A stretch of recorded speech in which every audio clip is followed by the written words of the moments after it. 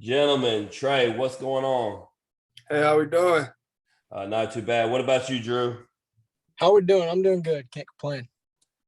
All right, fellas, we got to go right to it, man. Me and Randy absolutely hate Florida. I don't even know if hate is a strong enough word. They make us nauseous. There's nothing to like about them. So to have y'all come on right after you sweep them in their house, fantastic timing. Couldn't ask for a better time to have you guys on. But Drew, I got to start with you, man. I have a lot of guys who hit me up on our podcast group page and they want to know about your celebration that you do at second base. And I know, it says the John, it's hashtag Baby John. Explain that celebration so I can have a better explanation of it when people ask me about it. Well, I mean, I guess to start off with that, it doesn't really mean anything. Like, there's no real meaning behind it. So with that being said, I got the word Jean from the movie Creed, with the boxing one with Michael B. Jordan in it. The first one, I know him and his girlfriend, they're at a restaurant and she kept saying the word Jean. And he was wondering what that meant. And she said, it can be literally anything you want it to be. So I called that the Jean, right? And I just kind of rolled from there. Man, that's pretty deep there, Drew. I'm a little impressed. Appreciate it. Thank you. But yeah, no, the celebration and there's the clips of you and people ask me and I'm like, I don't know. I was like, I love it. I don't know what it is. I don't know what started it, but speaking of celebrations, Trey, man, we talk about the fur coat with every guest that comes on from Tennessee, but there seems to be a consensus around that nobody wears it better than you. Would you agree with that? I mean, I don't know. I mean, I think I was the first to wear it. I don't know. It's pretty cool to wear it when you come into the dugout. I mean, we had an incident where we couldn't wear it or something, so one of the umpires tried to take it away from us. But I don't know. Honestly, I think everybody out there looks good in it. I think, honestly, if you just get one person to wear it rather than, one more at a time, I think it's pretty cool. What's that thing smell like, Trey? Seems like he's wearing it twice a weekend. So that's true. What's that thing smell like, though, man? All y'all sweating out there putting that coat on? Oh, I mean, it just smells like determination. I love it. Oh, that's what's up. Well, just so you know, your teammates think you look the best in it. So you played the humble card. It's all good. All right, Drew, one more thing before we get into Trey's backstory, man. It's been confirmed by about 10 guests we've had, whether they've been your teammates or it's been Team USA. They think you need to be put into a padded room, my guy. Like, what is it that makes you so scary and intimidating? Because I've seen you twice now. I've seen you the whole series in Oxford against Ole Miss. I saw you at the Shriners Classic. I'm not seeing this crazy psychopath that everybody describes. What am I missing, bro? I don't know. I feel like I'm, obviously a little different off the field. You can't really, I feel like I can't be, that crazy psycho, whatever you want to call it, off the field. I feel like I kind of tone it down to the point where when I get on the field, I just kind of unleash it. I don't really try to be anyone but myself. And I guess that's kind of who I am. Yeah, no doubt. That's the first thing I told people. I said he was walking up to the kids, taking pictures, smile on his face. I said, we've talked to him on the podcast. He was as normal as to be. I was like, I don't know. I don't get it. I just need to stay away from the field with you. That way I don't catch the bad side of you. But with that, Drew, we've had your episode before and got your backstory. So we're going to jump into you for a minute, Trey, and get some backstory on you. Where is it you're from? I'm from Frederick, Maryland. I lived there for the past, I want to say 5 years, but I guess 4 of those years I've been in actual Knoxville, Tennessee. So I do call that home. That Maryland flag behind you, man? It is a Maryland flag, DMV. There it is. All right, so Trey, one of the things that you will find when looking you up is it does not say your name is Trey. So give us a little backstory on how you became Trey. Oh, yeah. So my real name is Victor Antoine Lipscomb. Most people call me Trey, but I don't know. Some people on the team like to call me Vic. That's kind of stuck a while. But my name is Trey because I'm the third. So my dad is the junior, and then his dad is just the OG. So it just trickles down, and I become the third, and then that's how I got Trey. I gotcha. And so speaking of family, man, did you have any athletes in your family that passed down these awesome genes you got?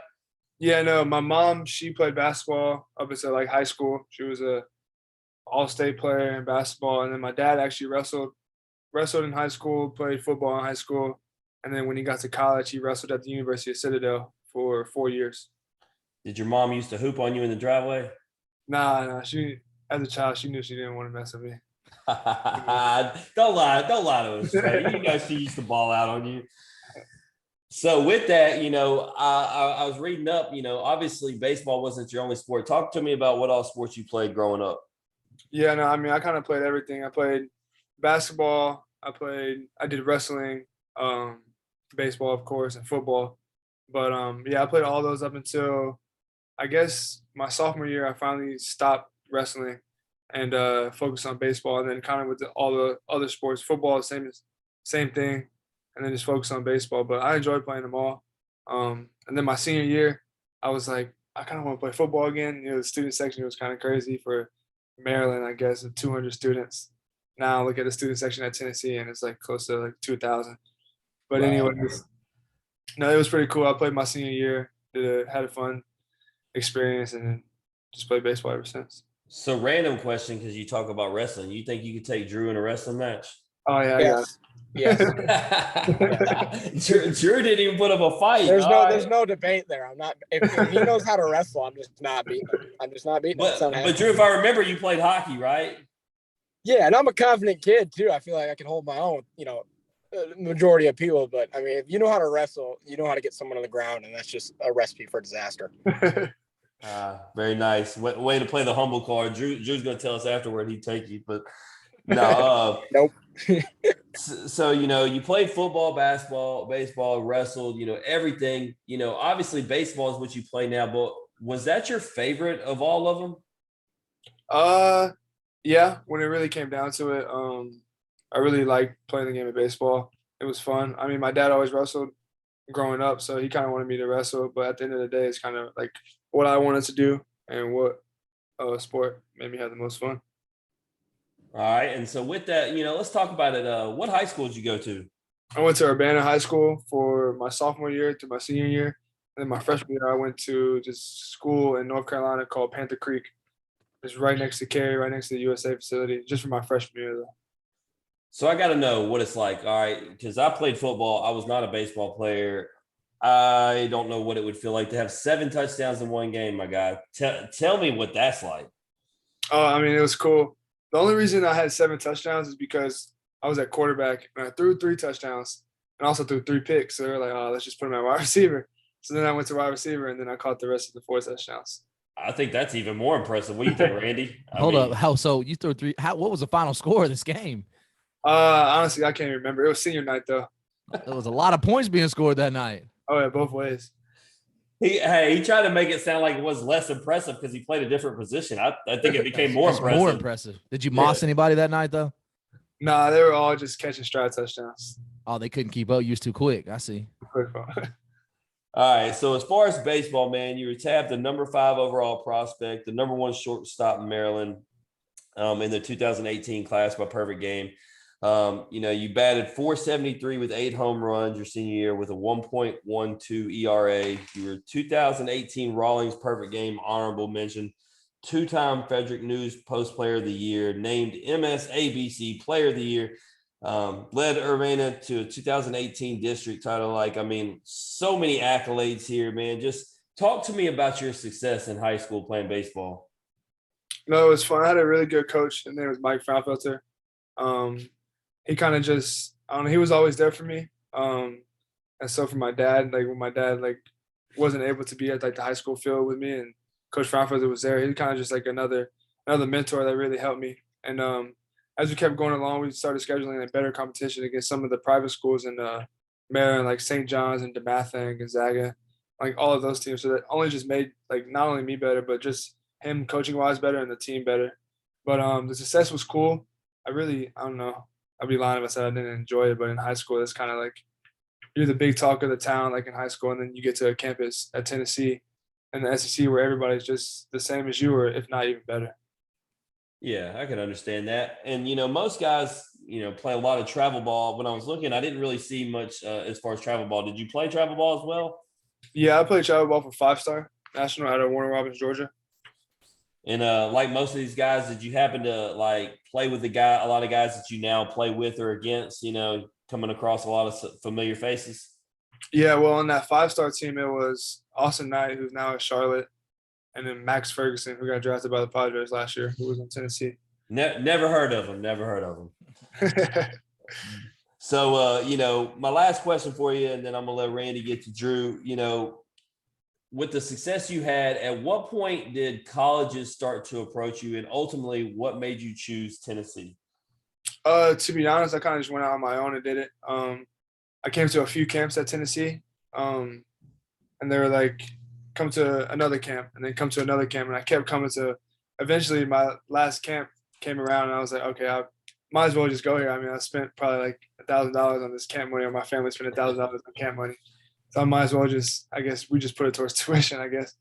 But no, I knew Coach Vitello was a recruiter, and Josh Elander, and they're great guys, and they just preached family the whole time. That's meant a lot to me. So Drew, man, we're going to talk about your individual play and the stats, but first, man, you've been on before, obviously, and you said that this team was going to stay legit. You give the credence to the guys that came before you, but even you, man, knowing that you're a senior, not a senior leader, a leader on this team, could you foresee 37-3 in this historical 17-1 start, setting all these records? Did you see this historical pace from you guys? Yeah, I mean, I think, before the season, you try not to look at maybe exact records or oh, we're going to be so good. I mean, I think you kind of try to avoid that because always, there's always some unknown before you actually face, some real competition consistently. But we knew we had some talent. And I think kind of early in the season, we kind of started to see hey, these pieces are pretty good. And, it's kind of looking like how we thought it could. And, I think we've kind of just been building on that. And, a big thing for us is we just try to get better every single day. Doesn't really matter. We don't care who we're playing. We respect all of our opponents, and we treat each game like it's the last game of the year. No, absolutely. You talked about that, respecting the opponent. Obviously, that's not always well known across the land, but it's polarizing for sure. But I'm glad to hear you say that because Jim and I both defend you guys on a regular basis. It's not about disrespect; it's about being a competitor. So I love that about this team. Mm-hmm.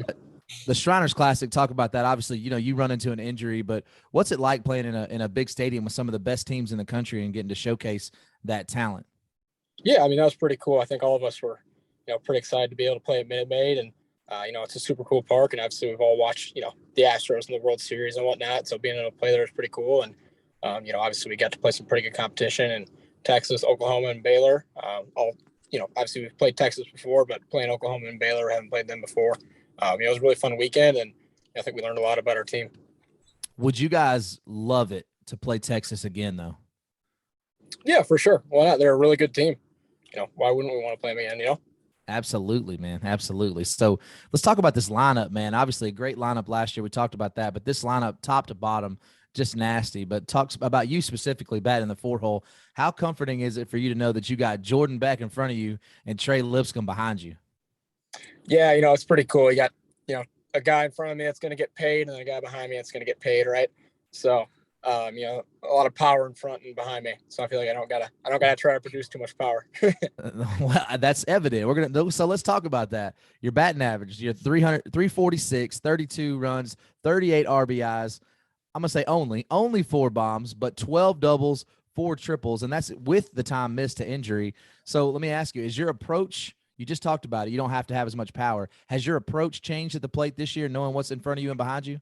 Yeah, I would say, it wasn't necessarily because, of what's in front or, behind me. I think it's more so just, not trying to, hit the ball 500 feet every time I'm up there, and honestly just trying to get on base as much as I possibly can. Because, I mean, it feels like every time I'm on base, I'm not kidding, it feels like I score right the next batter because Trey's behind me. Well, when you get a triple, I've told him that before too, so he knows I'm not lying. No. Speaking facts. Absolutely. You talked about that, trying to hit 500 foot. We're still not sure. We had you on a while back, and I'm still not sure the ball landed from the last year's regional. But, I mean, we saw a lot of bat flips last year, a lot of TikToks made. Are you saving those for the postseason now, Drew? I got to save them for the right. I got to know it's going out first, because I hit one this last weekend, and it was like 150-mile-an-hour winds blowing in. So, felt like I was on second base before the ball landed. So got to save it for the right time. Let me ask you a question, and this wasn't in our notes. Did you think Fabian's ball was going out before your teammate decided to just rob him? Well, I mean, I knew it had like the trajectory to go out, but I saw he had a really good like read on it.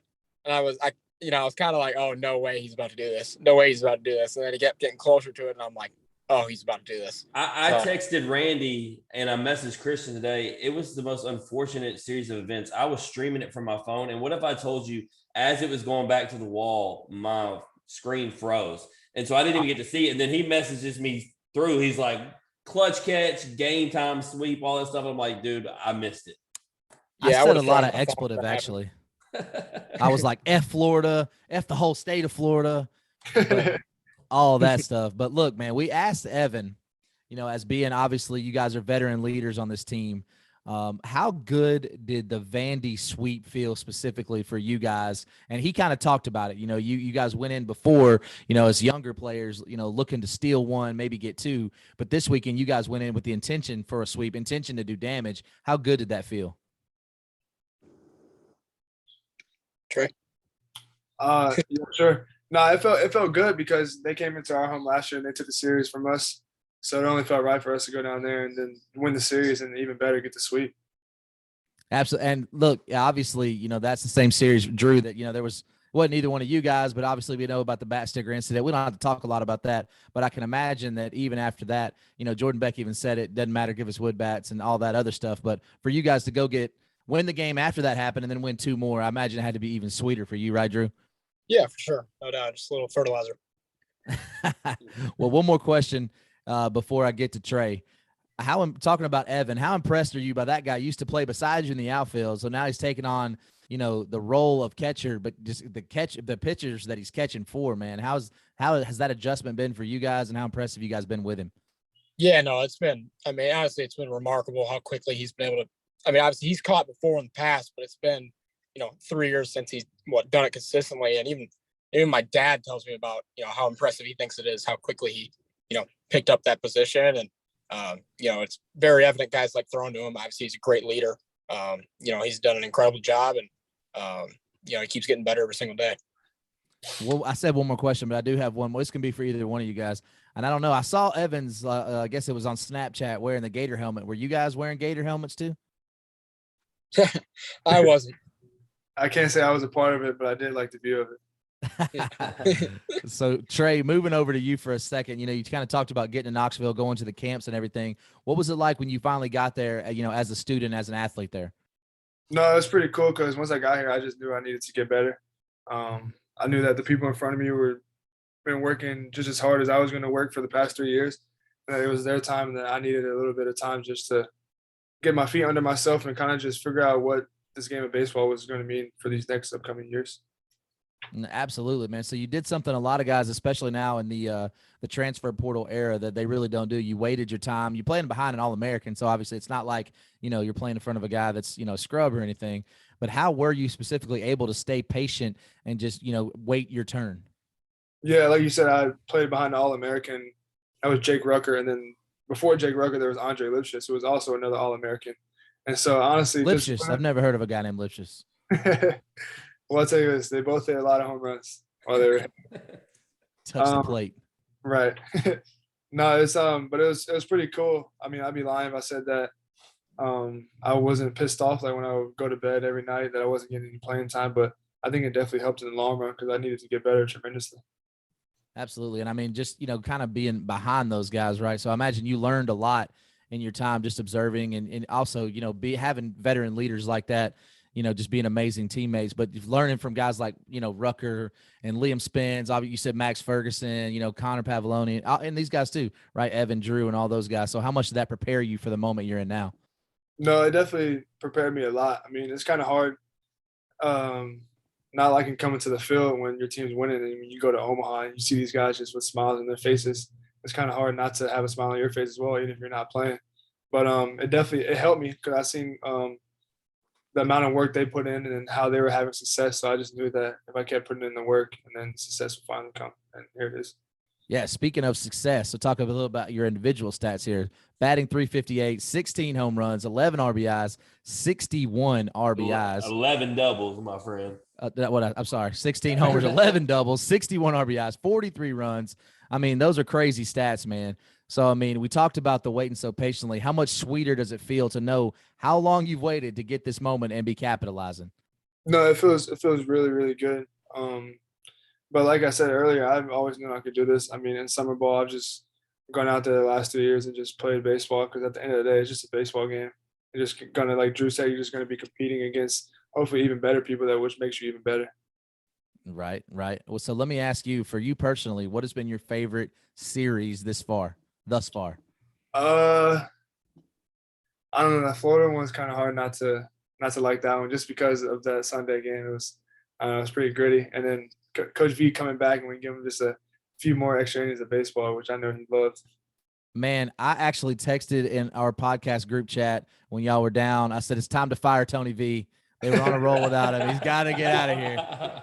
And then actually to have him address it afterwards, he said, I'm really glad the guys bailed me out because people might have been calling for my job had I lost the game. I come back and they lose. But look, let me tell you guys, about his dedication. You know, I told you I was watching from a phone. So was he. My man was at a softball game in Starkville, took his daughter there to see one of our guests, and my man was streaming the whole time, texting still about the game, didn't miss a beat. So you got to give him his due. Yeah, absolutely. I was actually sitting in the outfield watching Auburn and Mississippi State, and Bradley St. Clair, one of our guests, we're watching her. My daughter's asking me what's going on in their game. And I'm like, I don't know. I'm watching Tennessee. They got bases loaded 4-1. We're about to come back and win this thing. And she done gave up on you, man. I got to be honest. She's not a big fan. No, but so for you as an individual, how does obviously the job's not done, right, Trey? So how do you guys keep your foot on the gas and not get complacent and rest on the success you've had? Like Drew said earlier, just coming to the field and wanting to get better every day. We know that as the season goes, it's kind of going to be like a bunch of leaders that finally just go out there and play, and then kind of the coaches just sit back and not relax, but kind of just let their players go out there and do what they do. I'm glad that you mentioned the coaches thing because obviously a lot gets talked about with Tony V. And I'll ask you specifically. We've asked Drew before. We've asked every Tennessee player. How much fun is it playing for Tony V? I mean, it's amazing. Not only Coach Vitello, but all the other coaches right behind him. That guy, Coach Vitello, goes out there, as you guys have seen, like with the whole bat thing and then the whole Chase Dollander getting hit in the wrist or the elbow. He's going to have your back no matter what happens. Even if you're wrong and if you think you're wrong, he's going to go out there and he's going to have your back. I think that's the pretty cool thing about him is he's always going to be there for you, and that so goes for all the other coaches as well. I mean, the guy is like a rock star. So obviously he gets suspended for the 4 games for the chest bump in the umpire. And then he goes out and does a fundraiser, $2 a chest bump on campus. Then we see him down when you guys are down there. He's watching tennis matches. I mean, the guy knows how to do it, man. He's a politician out here. I like it. But how much fun is that stuff? When you guys see that, I'm sure you see Twitter, people say, I don't read that stuff, but I'm sure you see it. But I mean, to see your coach out there doing $2 chest bumps, man, what's that like? It's pretty cool because not only does he show love towards like the baseball team, but he also shows love towards the campus. Which I mean, as a head coach, the more people you get to like you, I guess the better you all be. Bro, I saw him sitting courtside wearing the Zakai, the jersey, man. That guy's got it going on. I think he was wearing some safari pants, though. I'm not sure what was going on there, but the jersey was legit. No, we still got to talk to him because he still be wearing them J's a little too tight. Be tying them. a little too tight. Hey, he's the first one to actually take a shot at Tony V. I love it. No, but he's got swag and we love him. Has he ever put the fur coat on though? Yes, he has. He definitely has. Oh yeah. I need to see a picture. That's the picture. Pavoloni still says he has more swag than Tony V. That's all I know. I don't even know if Pav could say that with a straight face.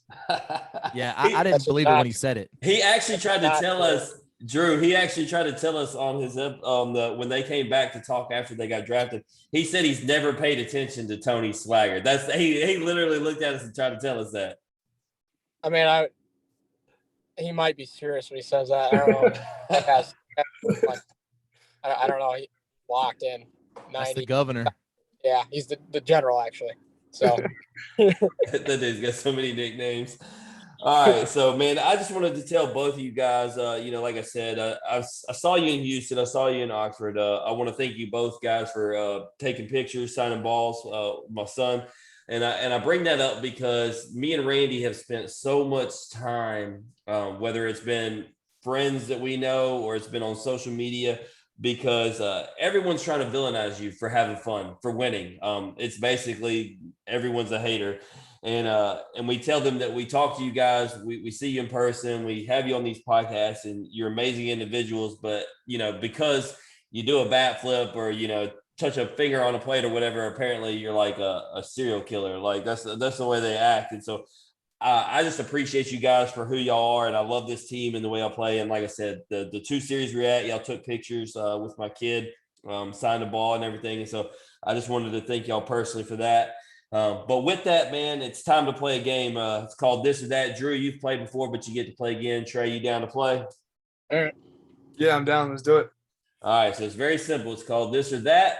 I'm going to give you 2 options. You pick one or the other. You can't say neither. You can't say both. We'll go Trey, then Drew on every question. That way we don't get confused. So we'll start. Would you rather have no phone or no TV? No TV. No TV. Pretty simple. Always start with softball questions. Would you rather be the passenger or be the driver? The driver. Driver. All right. So here's where it starts to get a little rough, fellas.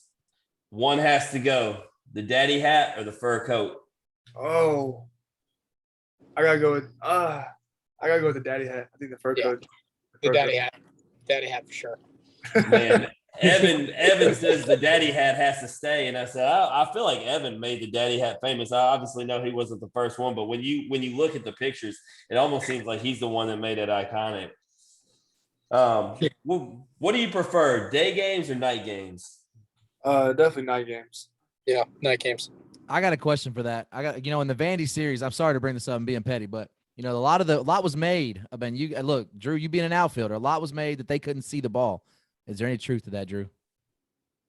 Yeah. I mean, there's definitely some truth to that. I feel like there's a certain time, like at night, where it if a ball gets hit up in the air, it gets pretty tough to see. So I think I didn't see y'all drop any. I'm just saying. Well, the commentator made it a point, Randy. Drew actually caught a ball in almost the exact same spot the next inning and had no trouble. So, I can only go based on what I saw. 1-1 guy there. There's 1-1. All right, guys. Here's another tough one. What's better, Luke touching the plate with one finger or checking his bat after his home run? Definitely checking his bat. Yeah, checking the bat.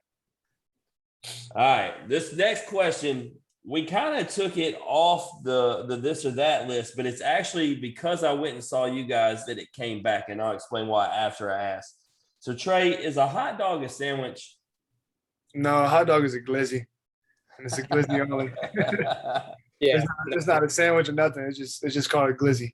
Yeah, a hot dog is not a sandwich. Of course, Daniel's not here, Randy, when we get that kind of explanation. We needed that. But I'm going to tell you guys why it is. Because at the Shriners Classic in Houston, they had a hot dog sandwich. Now, Randy says this doesn't qualify because they mixed it around. But they took 2 hot dogs and they split them in half. So it's 4 across toasted bread with, all the condiments on it. And I actually had it while I was watching you guys play that first night. And so I now believe a hot dog is a sandwich. I've been swayed just because I went and watched you guys in Houston. So I'm completely on the opposite side now. I'm not buying it, guys.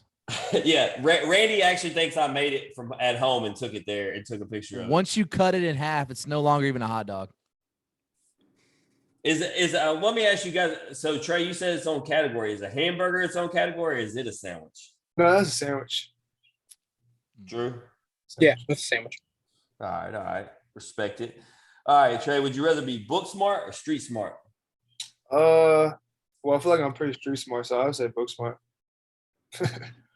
That's a tough one. I'm gonna tell you in the long run, street smart. Yeah, I definitely would take street smarts.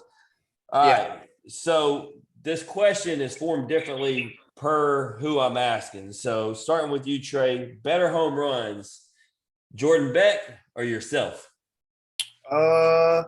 Jordan Beck has definitely hit the furthest home runs I've ever seen with the loudest contact, but I have a lot more to go off of. So I was well played, Drew. Mm-hmm. Jordan Beck or yourself? For home runs? Yeah. Who has better bombs? I mean, he's got a lot more than me, so I got to go with him. Because the question was for him last episode. It was Luke or Beck, but I figured since y'all were both home run hitters, we throw y'all in the mix. All right. Would you rather lose your sight or lose your hearing? My hearing. Yeah, definitely my hearing. All right. Before I ask this next question, I didn't want to ask it if you've been asked before, Drew. Did we have the coma or jail question yet when you came around? If we did, I don't remember it. All right, good. Perfect. So here we go. Trey, would you rather spend 10 years in a coma or 5 years in prison? Prison? Yeah, not your county jail, prison. I'm going 5 years in prison because there's no telling what you're gonna think after you come out that coma. Drew? But it can go either way. That's tough. Like, would I be in the coma starting now? Yes. So Let's go 5 years. you're gonna be in your 30s when you wake up.